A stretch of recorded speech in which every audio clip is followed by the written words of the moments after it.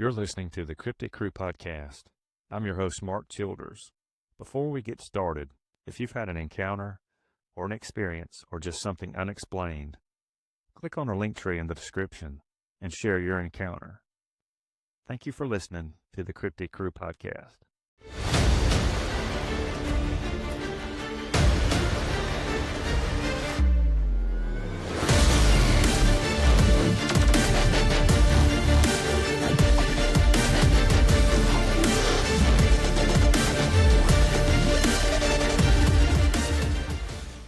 This episode of the Cryptid Crew Podcast, I would like to welcome to the show founder of Bexar County Bigfoot and Bigfoot researcher, Rod Nichols. Rod, thank you for coming on the show. It's a pleasure to be here, man. After so many attempts, we finally got it. We finally got it right? Yes, a couple of times, but it worked out, and I'm glad glad you're able to come on the show. Well, it's an honor to be on here with you and talking Bigfoot and whatever else. Oh yeah, absolutely. Always a pleasure to talk about Bigfoot and stuff like that.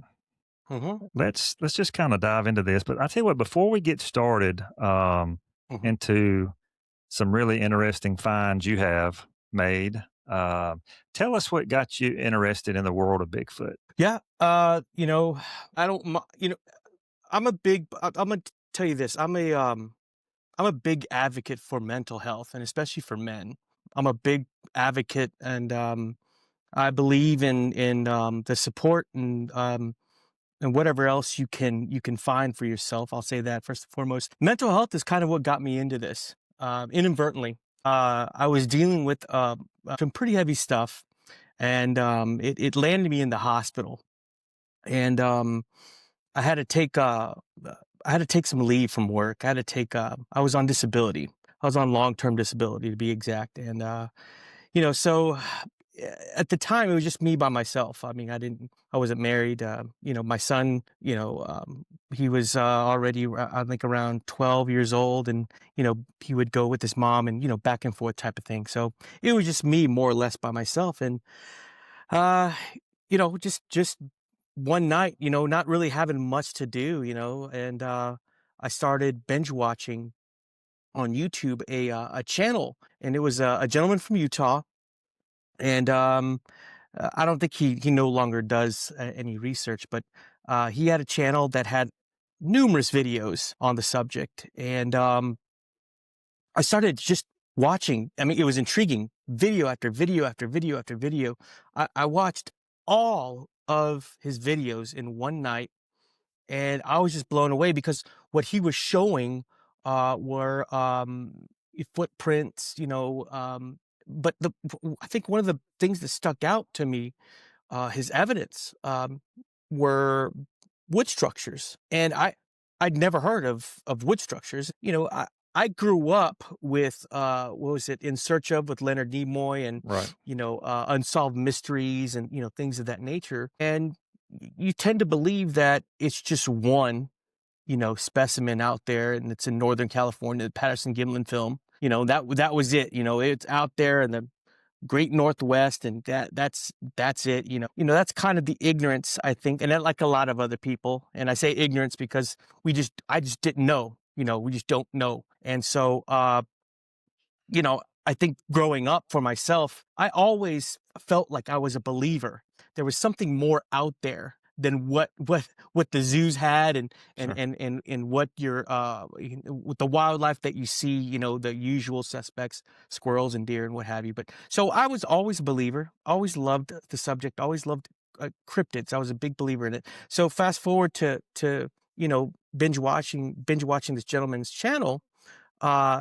I went through every one of the videos, and again, it was like wood structure after wood structure after wood structure, and he was describing them, and he was showing us, the inside of it and outside, and just, narrating throughout the whole video, and it just blew my mind. It was so crazy. I had no idea that, this kind of stuff was connected to cryptid activity, and so. I watched the last video, and the last video that he had was a video of him breaking down his methodology and what he does to find this evidence, right? Whether it's trace evidence or solid evidence, I think that, he could find, because some of the stuff that he found were like hair samples, and it was really intriguing. So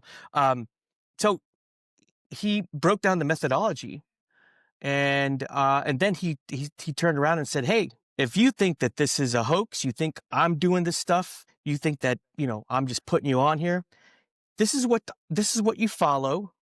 This is the criteria. Here's the methodology. Go out and see for yourself." So the next day, I obliged, and I took my son out with me, and I applied what what he had laid out, and the same day we went to go look for a wood structure, we found a wood structure, and I was dumbfounded. I couldn't believe what I was looking at. Here it was. The stuff that I had seen on YouTube with this gentleman in Utah, here it is in San Antonio, Texas. And I'm sitting there just going, no way. And if you ever get to my YouTube channel, Bexar County Bigfoot, the first video is of that wood structure, documenting it. And you could hear me say, no way. And my son's like, what? And we're just sitting there just going, I'm sitting there going, are you kidding me? Are you kidding me? And I thought for sure that this was going to be one of those things where, I saw a kid or somebody coming out and, building this stuff, or, people just put me on or whatever. And it never happened. And this structure was a beautiful structure. It was an A-frame structure. And it had some really good sized pieces.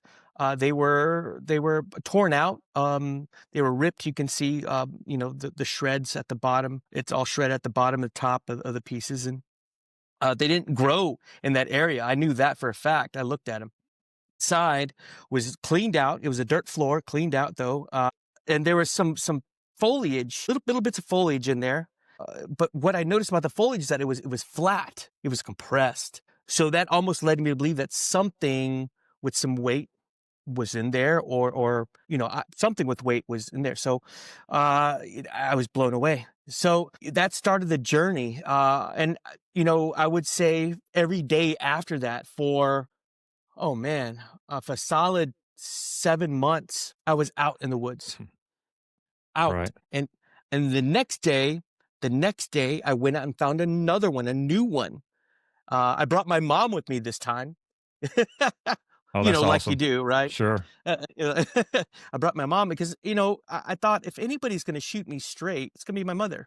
My mom is a pretty black and white person, and doesn't beat around the bush type of woman. So no nonsense. So I brought her out and I showed her. We found this one wood structure. It was probably about 4 or 5 feet away from a game trail, which kind of made sense because the way it was constructed, it had a bunch of foliage kind of facing that game trail, where it kind of seemed like it was maybe a blind of some sort. And so she was dumbfounded too. She's like, "This is crazy," and I'm thinking, "Do you think a person would build this?" And she's like, "Well, why? What? Look at these things. They look like they were just slapped together very primitively, and it didn't make sense." And I said, "Yeah," I said, "It doesn't make sense at all." So that got me started on that journey, and here we are. I think going on 8 years Oh, wow. of doing this. Yeah, so I've been in the game for a little while, mainly focusing on wood structures, but also looking at the topography of my areas, of where I investigate, where I research, and I kind of keep tabs of so many different areas. Morning, noon, night, I try to keep up with some of the new stuff that may be there, or sometimes there's nothing, and that's okay. So I can check it off my list and things like that. So, I've been doing it for 8 years, mainly focusing on wood structures. Now I have had a few footprints. I've got a couple of them that I've casted. Awesome. I've done a couple of casts. I've seen footprints, and I will say this: people think that when you come up on these things, you're automatically going to find a print. Prints are hard to find. I don't think anybody really realizes that they're not really that easy to find. For whatever reason, they just aren't. Hair sample, the same thing. I just don't go up to these things and be like, "Oh, yeah, of course, here's a hair sample." It just doesn't happen that way. But yeah, I've been at it for about almost 8 years now, and still going, man. Right. Yeah, that's pretty awesome that, your first outing, you found something like that. Yeah, And I guess that gave you the Bigfoot bug, I it guess. did. It did because, and I'm not, it's hard to say. If I had not found anything that day, I still would have pursued more, but I don't know if it would have been with that much passion that I have for it right now. I mean, I can't say that, but I feel like, I tried it, whatever, move on type of thing. But that didn't happen. There was a reason. I think there's a reason why I was supposed to discover this stuff. I don't know why, but it's kept me going. And I have found several of my areas that are all connected by one prominent creek. Yeah, there is, on the BFRO website, which I use, sometimes, there's a couple of Hmm. sightings, 2 or 3 sightings I know in your county that date Yeah. back, maybe early 2000s or late 90s, I Hmm. can't remember for sure, but, Hmm. Hmm. and, Hmm. I believe, is it Medina River? Is that right? Medina, right? There Medina River. Yeah. yeah, there was one there, if I'm not mistaken. Absolutely. I think Hmm. both of them were Class A, maybe one Class A, one Class B, Yeah. but Yeah. And but that's something to notate the Class A, because that's a full on I saw the creature type of sighting. The old one of the oldest encounters and sightings is in the 1970s. And it was around an Air Force base called Kelly Air Force Base. Back at that time, it was more of a wooded area around that Air Force base. It wasn't as developed as it is now. And It was the Olivari family. In fact, William Olivari is a friend of mine on Facebook now, and he was a part. His family was a part. I think he saw the creature as well as one of the neighbors and his brother as well. They just saw. I think they saw a creature once. They found footprints, and actually, it made it on in the newspaper, the local newspaper here back in the 70s. It made it on with the picture and everything of the footprint. They What they saw was, I feel like, was an adult, and then the neighbor saw a juvenile. It was sitting on her back stoop, just hanging out, and she felt something weird was off, and looked back outside her back door, and there this little furry juvenile was sitting there, and she shooed it away and it ran off. So there's and I can tell you that there are, obviously there are people that aren't going to come forward and get on a platform, like the BFRO has, as far as their documented sightings and things like that. There's plenty of people that I've talked to that have had a Class A, Class B, but just really don't want to. They kind of want to shy away from being named and things like that. So we've had our fair share, I think, of sightings and encounters. yeah, absolutely. A lot of people are afraid, like you mentioned, of ridicule, and I've mentioned For that sure. several times before, Yeah. worried about what others are gonna think, you know, Yeah. um, Yeah. and there's no telling. We talked about this, on a previous episode a couple episodes ago, and another gentleman, and there's no telling how many sightings go unreported compared Right. to how many are reported, Right. Right. And those are the people that you want to talk to, because the fact that they're not looking to get famous, or they're not looking to have some type of notoriety. Some of them are just plain, they relive it, and it scares them. It really does. I've learned how to, I think in some ways, taking down these reports, or talking to people, you have to be sympathetic.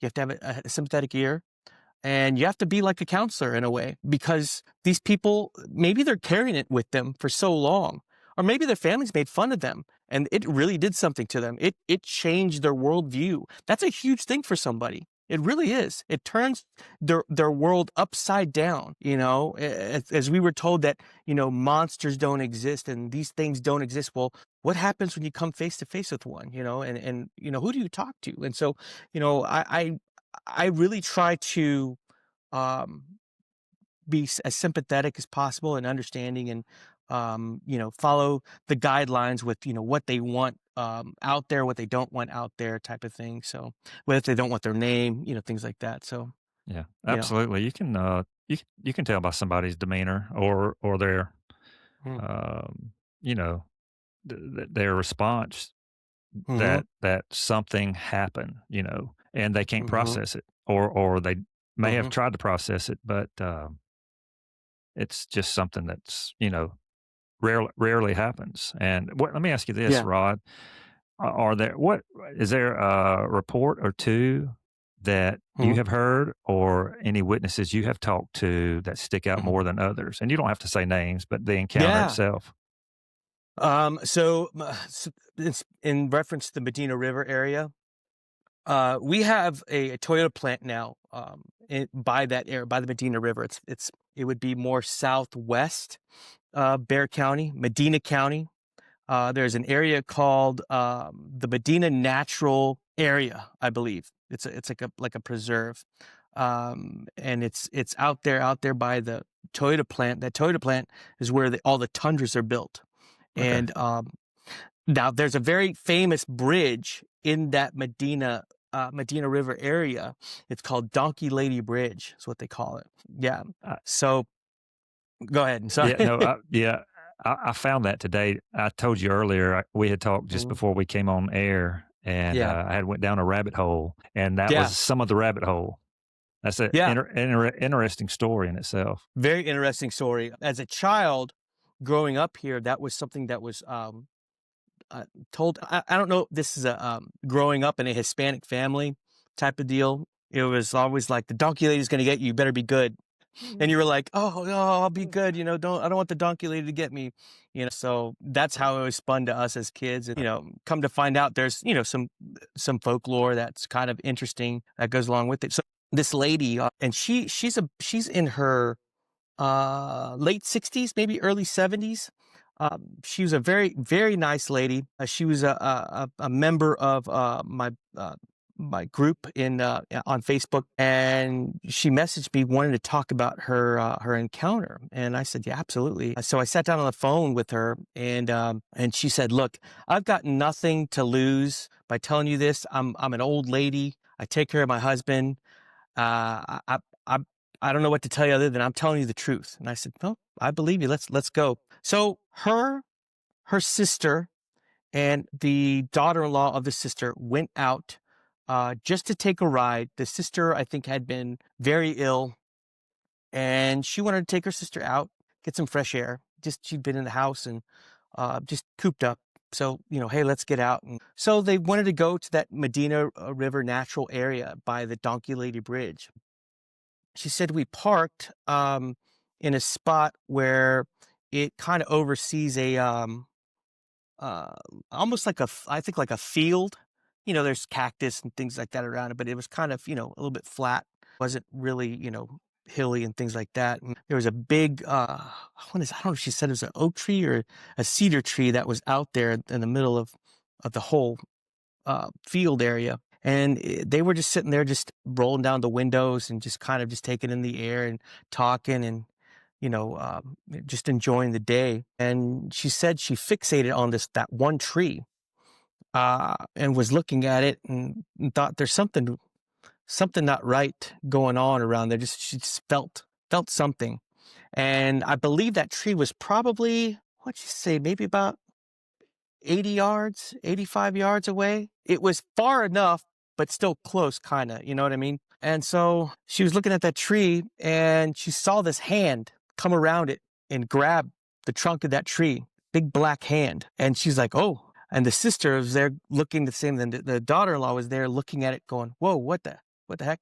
This thing stood up on 2 feet, peeked around the tree, and proceeded to walk past the tree through the field. And she said it looked like the Patterson-Gimlin gate, that whole, type of Right. walk. And immediately, she was just mesmerized. She says, I looked at this thing. I saw it. I saw the color of its hair. She says, I couldn't see a lot of details, but she saw the anatomy and knew right away that it was a female because she saw the breasts. And Furthermore, she felt like that they were, she had been nursing.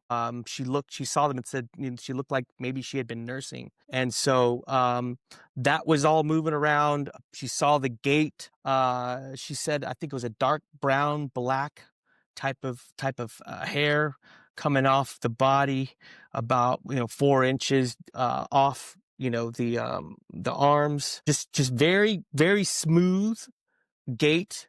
Nothing really awkward. It was just really very real smooth, which is what you hear with a lot of encounters of these people seeing these creatures walk. They walk very smooth, like it's almost like it's unreal to see this, the gait and the way they walk. And so she saw this thing and she just locked eyes with it, just looking at it. And she said it never lost sight of us as it was walking. It would watch us. And the daughter-in-law of the sister lost it. I mean, freaking out, which, I mean, you can't blame anybody, for losing it. They're looking at something that isn't supposed to exist, or they don't even know what it is. Right. But it's scary, freaking out. And so by the time this thing went behind, she said it went behind some kind of like a structure that was out there, like an old shed or something. It went behind that and it didn't come back out. The daughter-in-law was freaking out so bad that they had to back out and take off so she could, get her composure, and they had to get away because he said she was just unruly, just going crazy, freaking out. We got to go, just screaming and crying. And so they took off, and that was her, I wouldn't say her only sighting of a Sasquatch. And for some reason, I don't know why, I asked her, hey, by any chance, you've seen a Sasquatch? It's clearly what you saw from what you described. Have you ever seen an upright walking canine? And she said, yes. And at that time I was talking to her on the phone, she said, as a matter of fact, I saw it 2 weeks ago. I said, what? Wow. Are you kidding me? And Are you serious? Okay. I thought, is this lady putting me on? Like, you know what I mean? Like you're like, come on. Well, she happened to have her best friend that was there with her when they saw the creature at her house. She said, I can hand it over to my best friend, and she'll tell you the same story. She told me the story. It was a back road that they were going through from a restaurant that they like to go to. And they went to this back road just to get, I guess it gets them home a little bit quicker. There was no lights, it's an old country road. And they saw this canine in the middle of the road eating some roadkill. And the first thing she told me was like, there's no wolves in South Texas. That looks like a wolf. That's a giant wolf. Those things don't live here. And she thought it was a big wolf that got away. And she said the eyes were glowing, I think, yellow. So this thing, she put on the headlights on it. It was right in front of them. She didn't really tell me how far away, but she said far enough to where she could see the muzzle, the ears. You see, it looked like a big wolf, like almost like a husky, And so it was there. Feast on Roadkill. It looked up at her. She said when it looked up at her and locked eyes with her, she's like instant fear, like paralyzed. And wow. This thing locked eyes with her, casually got up on 2 feet, and that's when it really freaked him out. On 2 feet, got up, picked up the roadkill, and walked off. And I was like, wow, this is crazy. And then the best friend got on and told me the same story and was like, yep, this is exactly how it happened. And, I was like, wow, this is insane. So it's almost like I got a twofer with that lady. And, but yeah, no, that was one. One. That is insane. That is crazy. Were there any discrepancies between their stories? No. None. And again, I talk to a lot of people, professional, what have you. It doesn't matter what walk of life, it doesn't matter. I know one thing about country folks, and they don't pull your leg like that. They really don't.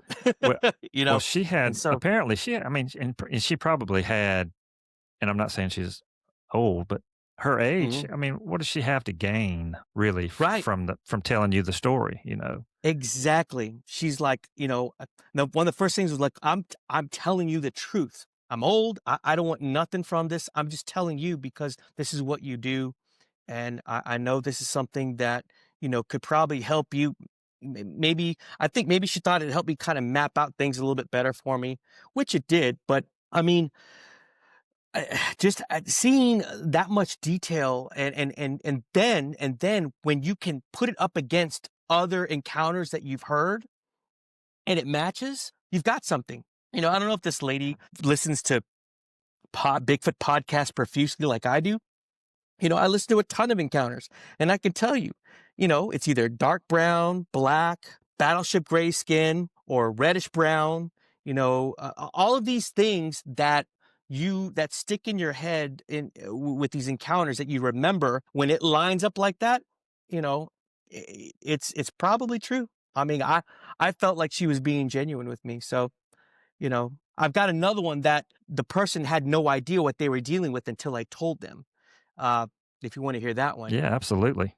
So, so a friend of a friend, uh, he has a sister, and they live in an area that is, it's more developed now. It runs off the. Let me back up here. There's two houses on the property, and it behind it is a tributary from the main creek that I researched, which is the Salado Creek. The Salado Creek's a very historical creek. Native Americans used it as a highway to go in and out of San Antonio. Fur trappers. There's actually a famous battle with the Spanish, on that creek. There's a lot of history, and there's tributaries that break off of that creek. And they lived in an area where it wasn't a subdivision, at least not back then it wasn't, because everything cities grow and they kind of, buy property and start developing it and things like that. So this was not developed. It was two houses on pier and beam, old school houses. They're probably ranch houses, I'm sure, because there's a lot of ranch land around here back in the day. And she moved into one of the smaller houses. The parents had the bigger house, and from what I understand, they were maybe like, I don't know, like 100 yards away from each other, more or less, on the same property. And then behind the back door, they face the same way. The back door, back backyard was kind of like that tributary of the Salado Creek. She said we would see deer and all kinds of wildlife back there. And it's private property. It's gated off. It was just those two houses.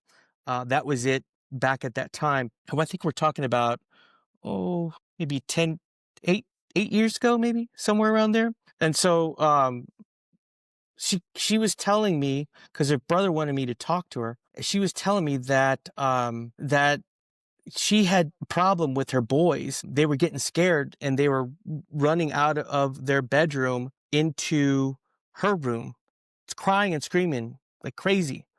And she had said, "What's wrong?" And so he had they had said, both of them had said, that there is a tall black man looking in their window at night. That's exactly the words that they said. And she's like, "What?"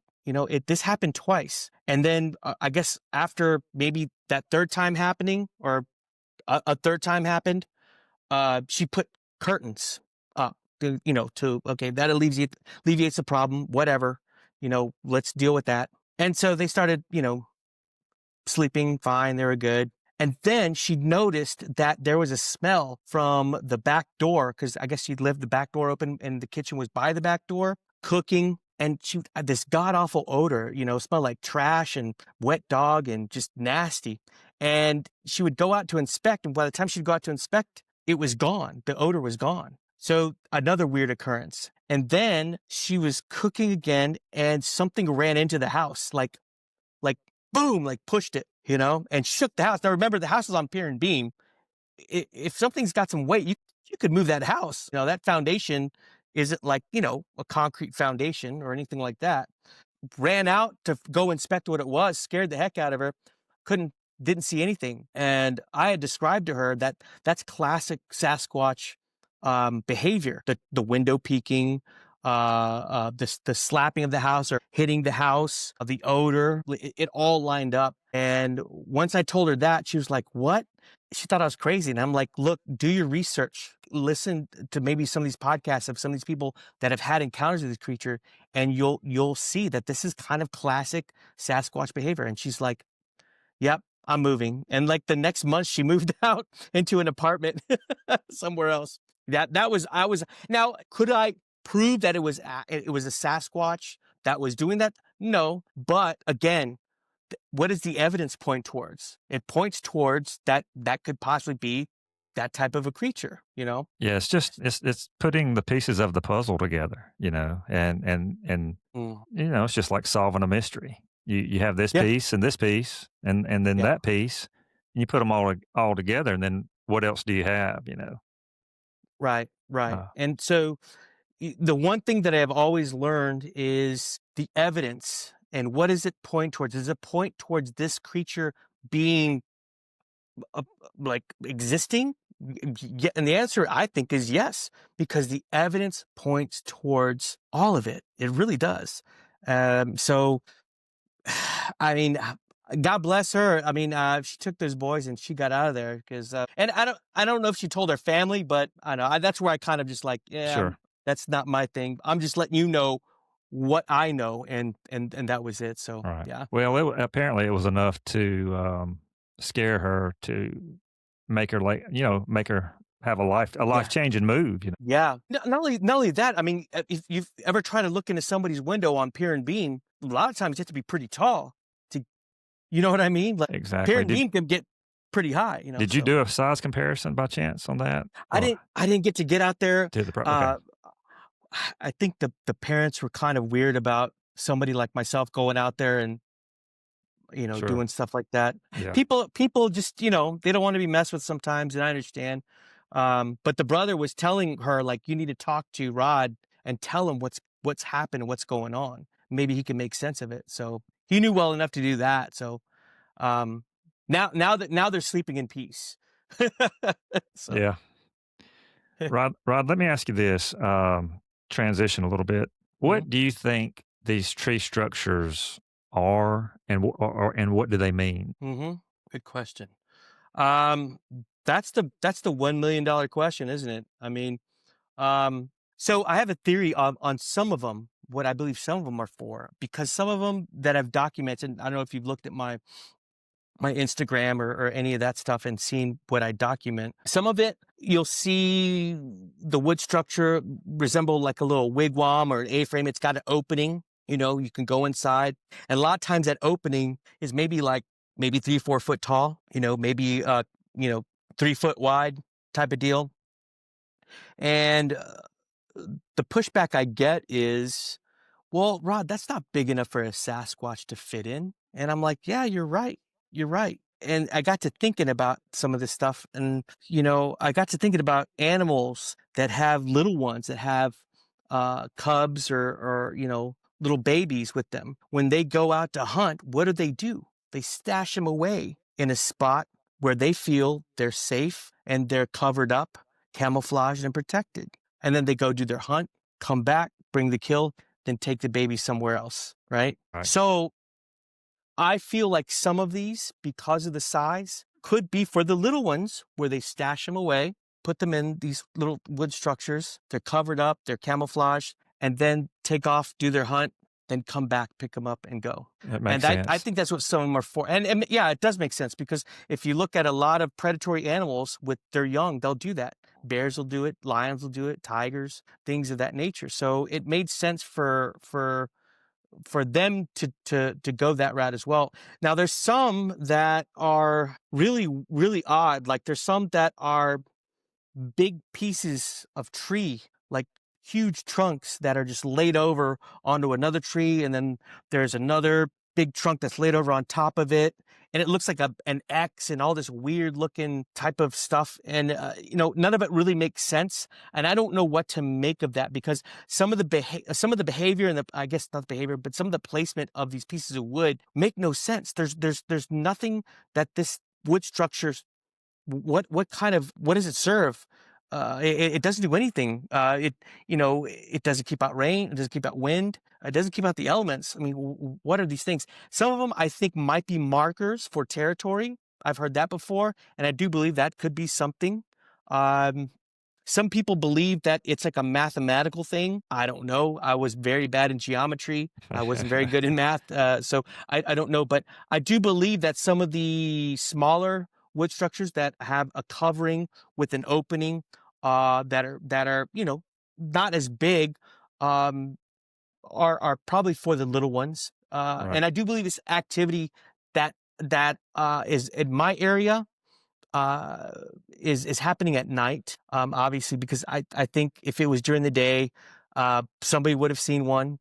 Because what I preach is I think it's a little different from what a lot of other researchers preach. I preach the suburban Sasquatch. I believe that these creatures can and do go through suburban areas, given the right lay of the land, given the right situation. In this case, it's a big creek that goes right through San Antonio. And that's where people do their jogging and things like that sometimes, or mountain biking. But I do believe they are utilized as a highway.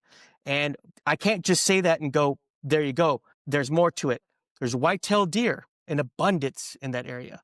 There's all the usual suspects: possums, raccoons, squirrels. So now you've got a habitat that supports big game, which is the white-tailed deer. And then we've got a water source, or at least where I'm located, because I live on the Salado Creek. There's a water source about a mile away, a huge, huge pond. It's almost a lake. So there you go. You got a water source. And then the Salado Creek, at its most southern part in San Antonio, actually has a freshwater spring running through it with largemouth bass, crayfish, a lot of other, things that they could probably munch on and stuff like that. So you've got water sources, you've got a habitat that supports big game, you've got coverage. If I wanted to hide myself in the Salado Creek at night, you'd probably never find me. I mean, it's pretty dense. And now there's places where it's opened up a little more, and it's rocky and things like that. But there's other places where it's just super thick, and you won't be able to find anybody if they don't want to be found. Right. Yeah. If you got water and you have a food source, Uh-huh. and they say they follow the waterways, and it makes total sense because you're going to have cover as well, more than likely. So Absolutely. the combo is there for something large Absolutely. to survive. Um, Absolutely.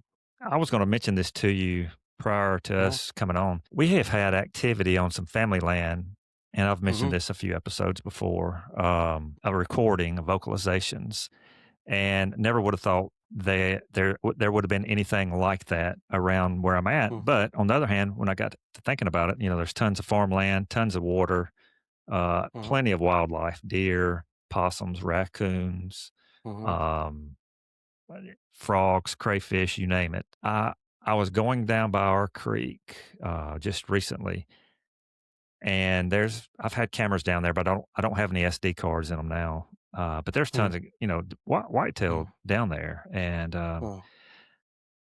we were walking around the creek, and there's a game trail, but I was not paying attention to the game trail. I was trying to figure out why these two logs Mhm. were stood up like this Mhm. in Mhm. the middle, or on each side of a tree. The tree that the live tree was holding them up, Okay. and they were rotted. And I'm my wife, and then Mason, who is 12 years old, that goes down there every once in a while. There's no other reason for someone or something to prop those up. They had to be propped up. And I Mhm. thought, surely Mhm. I'm reading into this, Right, right. Yeah. and then I look down, and like you can definitely see a game trail. So going back to what other people have said, I think that it's possible that they could be game trail markers or Mhm. markers for hunting or food I source. I believe that. Absolutely. And some of the wood structures that I've found, um, are adjacent to game trails. They're close. You got the element of surprise, right? You've got a covering, you can hide behind, kind of peek over. And white-tailed deer, they're creatures of habit. They use the same darn trail all the time. I mean, these hunters, they know it's like clockwork. They know when to get up there and when to not get up there, things like that. They put feeders where there's an area where they know they kind of walk by, things like that. So, it would make sense. And I do believe these creatures are highly intelligent. So yeah, I do believe that. To your point, I believe that for sure. It makes sense. You Right. have a predatory animal that is of high intelligence, that's got the speed, the strength, So yeah, Yeah. I, Yeah. I'm with Absolutely. you. Yeah. Yeah. I agree. And I've heard other people say that as well, about the game trails, or game marker, and such. Yeah, But I'll send you, I didn't take any pictures of it, but I'm going to, and I'll send that to you. You tell yeah, me what you think. And, absolutely. I'd love to see that. Yeah, because I was just kind of like, no, you're just, you're wanting to see this, but right, there's right. a game trail there. And then the more I got to thinking about it after I left that area, I thought, well, how did that get there? And some of the stuff I have seen on your Instagram of Mhm, those tree structures. I mhm. mean, you can tell something with a thumb twisted those trees or made those Yeah, structures. absolutely, absolutely. It had to be. I mean, I so here's what I tell you. Can people make this stuff? Yeah, absolutely they can. But the argument I think that just falls apart is this. I'll tell you this. Boy Scouts, okay? I have not seen a Boy Scout in almost 8 years of doing this. Not a Boy Scout, right? Bushcraft class. I've looked at the websites for the parks and wildlife around that area. There's nothing offered, right? And by the way, bushcraft, if it was bushcraft, the pieces would be consistent in size. There would be you know when a human puts things together. You know when a human puts things together. It's very consistent. It's going to keep out some of the elements. That's what these things are made for, right? Homeless people. I don't know a homeless person that's going to put that much effort into putting this thing together. And by the way, the homeless people here, most of them have tents. They have tarps. They're not going to go out and tear out whole trees out of the ground and then fashion them into a teepee or an A-frame structure. I mean, and you would see some type of evidence too of a human living there. I would think. absolutely. Yeah. It would be apparent. Cigarette butts, bunch of beer cans, things that a human does. When you've got all of those things that you put it up against and you come up with nothing, I think there's a cryptid thing going on here. Now, I will say this. Does it mean that a human hadn't passed by one of these things and maybe like put their own little thing on it? Yeah, it could happen. I got you. But the origin of these things, I don't believe is human. I really don't. I think that, again, looking at the sizes of these pieces, and I make it a point in my videos to show you the size, the diameter, the length. Somebody was telling me, "Oh, well, it's kids out there playing and stuff like that." I said, I grew up in the '80s, and going out in the woods and playing and stuff like that. We did stuff like that, right? Maybe you did when you were Yeah. growing up. You did stuff like that, out in the woods playing army or whatever, and whatever, right? Building Right. little tree forts. We did that. Name one child right now that's going to get off their phone and go out in the woods and start doing this stuff. There's very, very, very little, a low percentage of children that are going to do, are kids that are going to do that. It just doesn't happen. I'm a father of two teenagers and, two young adults that are in their 20s. They're not going to do that, So then you got to ask yourself, what is it, or who is it, And then I was talking to a buddy of mine years ago, that gave me he did my first podcast interview. Um, he's in the BFRO too.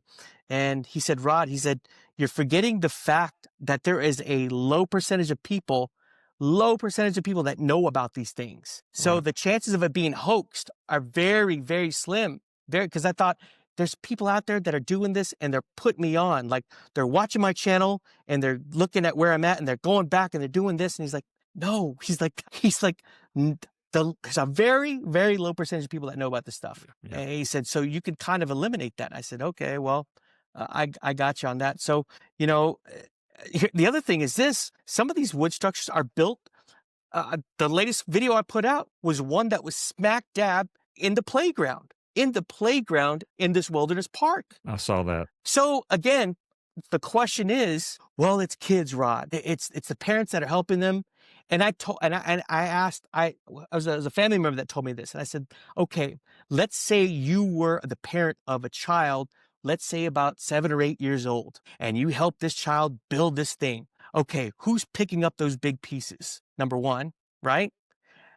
And are you tearing them out of the ground because they're torn, they're ripped? There you go. So how strong do you possibly have to be to do this? Number two, when you put this together, would you feel comfortable with your child playing inside of this? Knowing it could collapse, it could hurt the child, or God forbid, be fatal with these big pieces. Would you feel comfortable with children playing in this stuff, knowing that you built it and, blah, blah, blah, whatever? No, there's no parent, at least for me, I wouldn't let my kids play and stuff like that. I'd be like, hey, get out of there. Something, it could fall.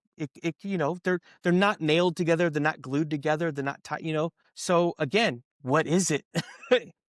and the boldness of putting it in the playground, it's amazing. This last one, if you saw the video, there is a piece of couple of pieces of twigs that are tied together with this looks like what appears to be some type of rope. And I was looking at the rope, and what it was long strands of cedar you can pull off, okay?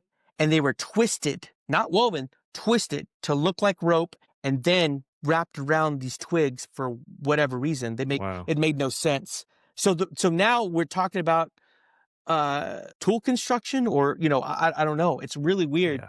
But you have to look at this and go, this is very odd behavior. It's very odd behavior, and that's why I do it, because will I get answers in my lifetime? Probably not, but I would hope that when I'm long gone, that what I present and what I've contributed sheds a little bit more light, maybe another piece of the puzzle type of thing, Right. So absolutely. Yes. I'm going to plug your Instagram, because if you have not seen Bexar County, and it's Bexar County, but it's pronounced Bear. Yep. Bear. Yep. You need to go check it out. It's got some awesome stuff on there, some really neat finds, and some very interesting tree structures. No doubt. They blow my mind, honestly. I mean, every time I find something different, I'm like, whoa, this is weird. I will say this. Before we plug anything, I've taken 2 scientists out with me. Okay. One of them is a PhD in chemistry and DNA studies from Harvard University. The other one is a wildlife biologist from North Texas University, and both of them have no answer for me. None. That's very interesting. That's neat as well. What do you do when you've got these scientists and they're like, this is incredible. What is it? I don't know. Yeah, especially you mentioned wildlife biologist, and they can't explain. Well, I took him to a couple of tree structures. One of them that was really huge, where he was like over 6 foot, more or less. He could stand up in this thing. Now, this was one that was giant. I called it the Beast. If you look back at some of my stuff, you'll probably see a little snippet or a little title called the Beast. And that's one of the ones that is giant, huge. I found that one back in late 2018 when I started getting going and stuff. And it was amazing. But this guy, I brought him to a spot where I had found a doe carcass that was almost picked clean. But the thing that was really intriguing about this doe carcass was that her torso was broken in half. Her hindquarters were over here. Her front was over here. Her head was pulled off the neck, and then the head was pulled apart. Bottom jaw over here, top jaw over here, and then legs pulled off and strung about. 4 legs strung about. So he got down in there. because I wanted to show him. I thought, this is very interesting. What do you make of this? And he grabbed it and he put it together. And when he put the torso together, the spine bowed like this, where it broke like that. And he said, something with great force broke this back, and tore it in half. And I said, okay, let's play devil's advocate here. Homeless people. He's like, no. He's like, you would have to be the king of homeless people to chase this thing down, break it in half, and tear its head off and all of that stuff. I said, there you go. So, and he had no answer for me either. So interesting. Wow. That's pretty amazing. Yeah. For something to, and I've heard legs being pulled apart, not just on deer, but on wild boar, wild hogs. Yeah. So that makes sense. And that points towards, what else can it be? That's where you start putting the pieces of the puzzle together, You're absolutely right. Does the evidence point towards the reliability of these creatures existing? And the answer to me is yes, it does. It absolutely does. Right. Well, Rod, can you tell the listeners what you've got coming up in 2026? Any events or any investigations? So hopefully we're going to reschedule a symposium that I'm doing here in town in San Antonio. It's called Symposium of the Strange. There's a website for it where you can look at the future symposiums that are coming up. Hopefully I was supposed to do one in December, and due to scheduling constraints, things like that, I wasn't able to do it. So hopefully in February we're able to do that. So look out for that, Symposium of the Strange. I'm speaking at the Arkansas Cryptid Fest in June. Okay. I've got the flyer on my Instagram. So if you look up that flyer, it'll give you I can't remember the date escapes me, but I'll be speaking at that conference as well. And hopefully I get more bookings for more conferences. I would love to get out and speak. I think that what I present is very viable, and it's not spoken about enough. I really don't. Now I get it. It is kind of boring because it's not the class A's and, it's, all that stuff, but it is a viable piece of the puzzle. And I do believe what I present is it's real stuff. So, that's what I got going on, other than, a podcast interview here and there as well. So that's about it. Well, good deal. Well, yeah. And how often do you get out and do investigations? Man, I used to be out like every day. The responsibility of life gets to you with job, and me and my wife are expecting in March. Congratulations! We're prepping. Thank you. We're prepping for it, and then in July we're gonna have a grandbaby. Awesome. So I got two things. I got two You've babies got a lot coming. going on. So, yeah. But I try to get out at least three days out of the week if I can, and keep tabs on my areas. I'm looking to scout out new areas that run up against a major creek or a river. That's what I typically go for. That's the only way I'll get out, is if the lay of the land makes sense and the habitat supports big game. I can't go to a patch of woods and just say we're going to find activity. That doesn't make sense. You have to look at the topography and be smart about this, and look at is there a creek, is there a greenway, is there a river that runs through this? Does the habitat support big game, water source, things of that nature? But yeah, I try to get out about three times a week. Gotcha. 3 days out of the week if I can. Okay. Yeah, that makes total sense about the waterways. We talked about that earlier. You just that's a good place to start. It is. Sure. Absolutely it is. Yeah. Right at the end of each episode, we do a rapid fire Q&A. I'll ask you 3 questions, and it's the first thing that comes to your mind. It's just casual. Sure. All right, you ready? Yep. All right. What's your favorite time of year to go squatching? Winter. Okay. What's any particular reason? Because the summers are so hot here, the activity goes to a standstill. And I think if you're an 8-foot biped covered in hair, you probably wouldn't want to be out in the heat as well. So winter is a prime time. Gotcha. All right. Favorite cryptid other than Bigfoot? Dogman. Yeah. Gotcha. All right. Number 3, favorite Bigfoot TV show, past or present? Expedition Bigfoot. Okay. Yeah, that's a good one. I got just a better way of looking at things, I think. Yeah. I got to meet Biko, right? I think was on the last season, I believe. Met Right him on, man. at Glide Sasquatch Festival out in Oregon this past summer. Super guy, really nice. Right on. Yeah, Yeah. it's great to meet these guys, Oh man. It really yeah, is. that was so cool. Yeah, Yeah, absolutely. man. Well, Rod, tell everyone where they can find you on social media. Instagram is the most active. I've connected with a lot of people on Instagram. So Instagram, it would be Bexar County Bigfoot, all one word, Bexar County Bigfoot. Instagram, a TikTok as well, Bexar County Bigfoot, same thing. YouTube, Bexar County Bigfoot. I do have a private group that's on Facebook. It's Bexar County Bigfoot. It may be under the Bexar County Bigfoot Project, but nevertheless, it's the same thing, Bexar County Bigfoot. I do keep it small. I keep it private, and I do screen everybody that comes through, only because there's just so much craziness with and ugliness. I really don't want that in my group, so I try to keep it a little small. I do have another. It's more of an open group. It's called South Texas Monster Hunters, and we're looking at about, I think, 1,600, 1,700 people on that. And then I also admin for Owens Outdoors, which Harley Owens, shout out Harley Owens, Okay. and my friend Drewski from Cryptid Warfare as well. And then I do admin another group called Bigfoot 101. So I'm busy on Bigfoot stuff. Gotcha. Well, I'll put a link in the description for some of your social media. Yeah. So people can keep up, with what's going on and check out your stuff, because it's really, really neat. Really is. Yeah, I appreciate that. Thank you.